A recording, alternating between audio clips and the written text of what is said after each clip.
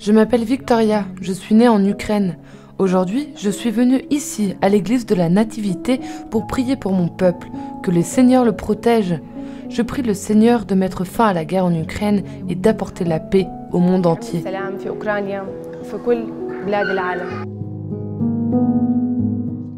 Nous avons rencontré des personnes d'origine ukrainienne qui vivent en Israël et en Palestine.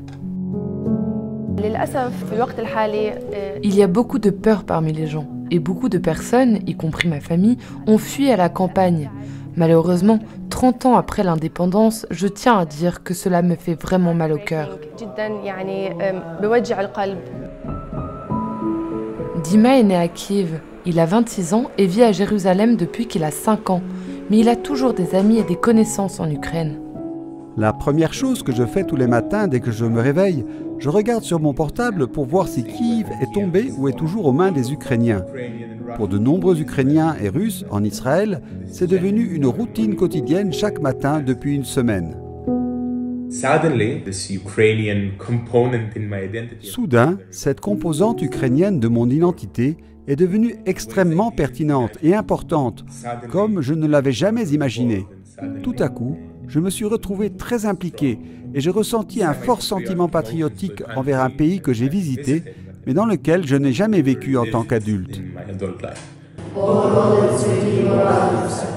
Le 2 mars, mercredi des Cendres, un moment de prière a été organisé dans la basilique du Saint-Sépulcre, avec la récitation du chapelet en langue ukrainienne.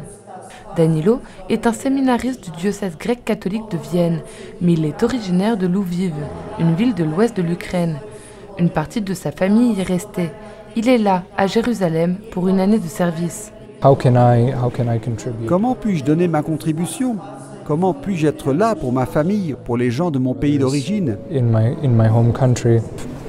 me suis lentement rendu compte que j'avais probablement été placé ici à Jérusalem, lieu de la mort et de la résurrection de notre Seigneur, pour une raison. La communauté catholique de Nazareth s'est également réunie pour prier pour la paix en Ukraine. Nous avons accepté l'appel du pape François à une journée de prière et de jeûne pour la paix en Ukraine. Nous l'avons fait avec la simplicité de Nazareth, avec la spiritualité de Nazareth, simplicité, vie quotidienne. Je pense que notre plus grand espoir en ce moment réside dans une nouvelle conversion des cœurs, de tous ceux qui sont sous occupation militaire, de ceux qui sont en Russie et des soldats qui viennent dans notre pays, des dirigeants politiques. Ce n'est qu'à travers la conversion et la repentance que vient vraiment la paix.